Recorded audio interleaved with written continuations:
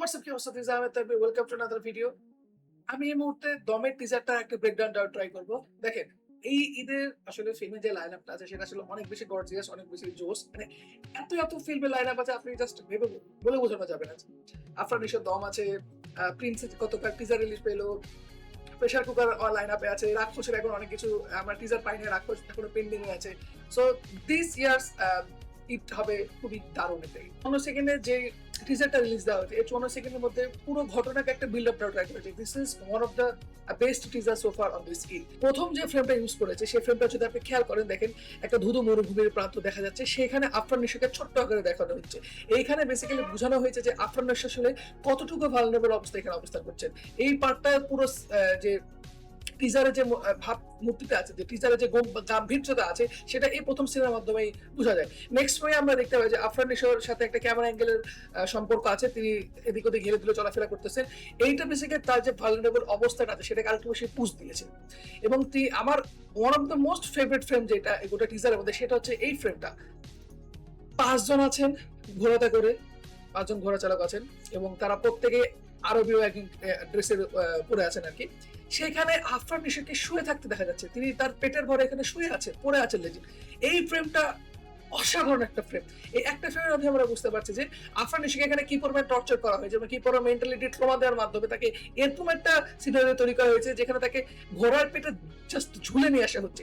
এটাকে আরো strong point করেছে তার পরবর্তী কয়েকটা সিনারিওতে। এখানে আফরান নিশোর সামনে গুলি ধরা হয়, যে সিনটা আপনারা এখন দেখতে পাচ্ছেন। এখানে তার আরেকটা ভালনারেবল অবস্থা দেখা যায়, তার চেহারা অনেক চোটের নিশান ছিল। তার পরবর্তী যে ফ্রেমটা আমরা দেখি, এই ফ্রেমটা তাকে গাধার পিঠে চড়ে একটা জায়গায় নিয়ে আসে। ইউজুয়ালি আমরা কখন গাধার পিঠে চড়তে দেখি? গাধার পিঠে এটা বেসিক্যালি একটা মানুষকে শাস্তি দেওয়া বোঝায়। আরবের একটা অঞ্চলে এখন এটা প্রচলিত আছে, বিভিন্ন কমিউনিটিতে যখন কেউ কোনো অপরাধ করে তাকে গাধার পিঠে চড়িয়ে পুরো এলাকাকে একটা রাউন্ড দেয় আর কি। তো আমরা দেখতে পাচ্ছি যে আফরান নিশো এখানে সেম কাজটাই করেছে, তাকে একটা গাধার পিঠে চড়াই দেওয়া হয়েছে এবং তাকে আশেপাশে মানুষজন উচ্ছ্বাস করছে, মানে তাকে যে শাস্তি দেওয়া হচ্ছে শাস্তিটাকে সব উপভোগ করছে। এবং ২২তম সেকেন্ডে স্ক্রিনে আসেন পূজাচেরি।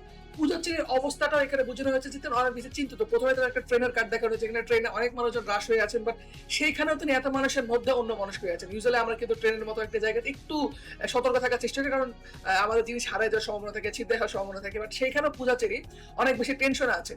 এইটাই আর কি প্রমাণ করে যে আফরান নিশোর জন্য তিনি কতটুকু চিন্তিত এবং তার জন্য তিনি কতটুকু প্রেশার আছে। এই সেম জিনিসটাকে পরবর্তীতে আরেকটা ফ্রেমের মাধ্যমে জাস্টিফাই করা হয়েছে, যে যেখানে আপনি দেখবেন একটা জায়গায় নামাজ পড়ছেন পূজাচেরি, সালাম ফিরেছেন এবং সেখানে সিনটা কাট হয়েছে। এখানে যদি তার চেহারা দিকে আপনি খেয়াল করেন, তার চেহারা ভর্তি শুধুমাত্র টেনশন এবং চিন্তা। টিজারের ৩৩তম সেকেন্ডে আমরা দেখতে পাচ্ছি এই সিনেমার আরেকজন ক্যারেক্টারকে, যেটা হচ্ছে চঞ্চল চৌধুরী। চঞ্চল চৌধুরীকে এখানে এমন ভাবে আনা হয়েছে যখন তিনিও একজন জিম্মি হয়ে আছেন। আফরান নিশো যেভাবে কোনো একটা জায়গায় জিম্মি হয়ে আছেন, এখানে চঞ্চল চৌধুরীকে জিম্মি করে রাখা হয়েছে এবং তারা একটা চঞ্চল চৌধুরীর যে এক্সপ্রেশন এখানে বোঝানোর ট্রাই করানো হয়েছে, অ্যাজ ইফ তিনি আফরান নিশোকে আগে থেকে চিনতেন। তারপরে দুটো সিন খুব কন্ট্রোভার্সিয়াল সিন আছে, যেহেতু দুটো সিনকে দেখে আমরা অনেকে রিলেট করা ট্রাই করছে যে এটা কোনো একটা ফিল্ম থেকে কপি করে। একটা সিন হচ্ছে যেখানে আফরান নিশো ধাক্কা দেয়, আপনি যদি ড্রেসের দিকে খেয়াল করেন, এই সেম ড্রেসটা আফরান নিশো প্রথম ফ্রেমে পড়েছিল, অর্থাৎ যে তিনি ধাক্কা দিচ্ছিলেন আফরান নিশো, এবং যাকে ধাক্কা দেওয়া হচ্ছে তিনি কিন্তু একজন আরাবিয়ান ড্রেস পরে আছেন, অর্থাৎ যারা তাকে জিম্মি করে রেখেছেন তাদেরই কোনো একজনকে আফরান নিশো ধাক্কা দিয়েছেন। পরের ফ্রেমে কিন্তু আমরা দেখতে পাই যে তারা একটা পানির মধ্যে পড়ে গেছে, সে পানির মধ্যে আবার আফরান নিশো একা আছে। বোঝা যাচ্ছে এটা অন্য কোনো একটা সিন থেকে নেওয়া হয়েছে, দুটো সিনকে এখানে জাস্ট মার্চ করে দেওয়া হয়েছে। তার পরবর্তী বেশ কিছু সিনে আফরান নিশো যে কষ্টে আছে সেটাকে তিনি তার কষ্ট দেখানো হয়েছে, তিনি চাদর বিছাচ্ছেন, তিনি হাত জোর করে আল্লাহর কাছে সাহায্য চাচ্ছেন, এক্সেট্রা বিভিন্ন কিছু হচ্ছে। এইবার আসি এই ফিল্মে যে স্টার কিং, আপনি যদি সুন্দর করে খেয়াল করেন, ৩ জন এখানে যারা আরবিয়ান ড্রেসে আছেন, প্রবাবলি তাদেরকে জঙ্গি বোঝানো হয়েছে এবং তারা আফরান নিশোকে একদম কবজা করে রেখেছেন এবং পেছনে প্লাগার হাতে একটু দাঁড়িয়ে আছে। প্লাগারে তিনি যে কথাটা লিখে রেখেছেন সেটা হচ্ছে free Baharuddin 7 days or die। আমার যেটা মনে হচ্ছে বাহারুদ্দিন এই ফিল্মের পর একটা মেজর ক্যারেক্টার প্লে করতে চলেছেন, যাকে হয়তো আমাদের আফরান নিশোর দেশের মানুষজন বা আফরান নিশোর কমিউনিটির মানুষজন আটকে রেখেছে বা সামহাও তাকে কোনো ভাবে ধরে রেখেছেন এবং তাকে বাঁচানোর জন্য তার গ্রুপের মানুষজনরা আফরান নিশোকে জিম্মি করে রেখেছেন। তো এই বিষয়টা এই ফিল্মের মধ্যে বোঝা যাচ্ছে এবং এই সিনারিওটার মাধ্যমে বুঝতে পারছি যে এই ফিল্মটা কাইন্ড অফ প্রতিশোধ নেওয়ার যে প্রবণতা থাকে, প্রতিশোধমূলক আমরা যে সিনেমাগুলো দেখে থাকি, এই সিনেমার একটা ঝলক কিন্তু আমরা এই জিনিসটা একটা ঝলক আমরা এই সিনেমায় দেখতে পারি। ৪২তম সেকেন্ডে এসে সর্বপ্রথম আফরান নিশো তার ক্যারেক্টারের নামটা রিভিল করে, যেখানে তিনি পরিচয় দেন, আমি শাহজাহান ইসলাম নূর, একজন বাংলাদেশি মুসলিম। আমি শাহজাহান ইসলাম নূর, বাংলাদেশি মুসলমান। Point of view noted Bangladesh এবং মুসলিম তিনি দুটো জিনিসকে প্রেশার দিয়েছেন। অর্থাৎ আমরা যে ওই যে ইস্টার এগের কথাটা বললাম যেখানে তার দেশের কোনো একটা মানুষজন তাকে আটকে রেখেছে, এই লাইনটাকে আরো বেশি জাস্টিফাই করেছে তার এই ডায়লগটা। অর্থাৎ বাংলাদেশ হিসেবে তিনি একটা জায়গায় পরিচয় দিয়েছেন, এর নিশ্চয়ই সেখানে অন্য কোনো দেশের মানুষজন আছে যারা তার প্রতি অন্যায় কোনো একটা কিছু করেছে। গোটা এই টিজারের মধ্যে জাস্ট এই দুটো ডায়লগই আছে, তার নাম এবং তার এই পরিচয়টা। আফরান নিশাকে অনেক বেশি ধন্যবাদ, তিনি যে সকল প্রজেক্টে কাজ করছেন, যে সকল প্রজেক্টে তিনি আগ্রহ দেখাচ্ছেন। আসলে আমরা চাই এরকম নিউ জনরার কিছু প্রজেক্ট বাংলাদেশে আসুক। বাংলাদেশে কিন্তু অলরেডি অন্যান্য সকল জনরার কাজ শুরু হয়েছে, which is very good for us. আমরা এরকম নতুন নতুন ফিল্ম দেখতে চাই, নতুন নতুন জনরার ফিল্ম দেখতে চাই। দমের প্রতি আমাদের এক্সপেকটেশন অনেক বেশি হাই।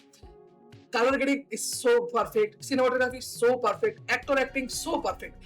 এত কিছু টপ যখন হয়ে যাবে আমরা এক্সপেক্ট করতেই পারি যে এই ফিল্মটা একটা ব্লকবাস্টার হতে পারে। ওভারঅল তিনটা ক্যারেক্টারদের সাজানো এই টিজারটা ছিল একটা কাহিনী বিল্ড আপের খুবই সুন্দর একটা এক্সাম্পল। আমরা এরকম টিজার দেখে আর কি বুঝতে পারি যে আসলে সিনেমা দেখে কি হতে পারে।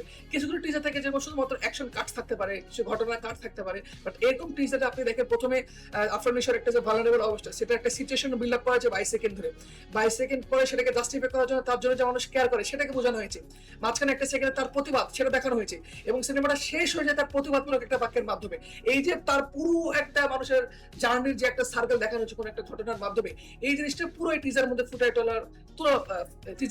তোলা হয়েছে। এবং রেড অ্যান্ড রনের প্রতি আসলে অনেক বেশি এক্সপেকটেশন আছে। তিনি চরকির বর্তমানে সিইও, এবং এইটার প্রোডাকশনেও আছে আলফা এআই, চরকি এবং এসবিএফ। সো আমরা একটা ভালো সিনেমা দেখতে চলেছে বলে আশা করি। আমি এখন একটা ট্রেলার দেখে অনেক বেশি আগ্রহী। টিজারে তারা যে বিল্ড আপটা দেখাইছে, আর আই হোপ আর ট্রেলার আর কি দেখাবো, আমি একটু ওয়েট করবো ট্রেলার তারা আর কি গল্প রিভিল করতে পারে। So thanks for watching this video. Please subscribe to my channel. And till then, sayonara, tata. See you in the next video.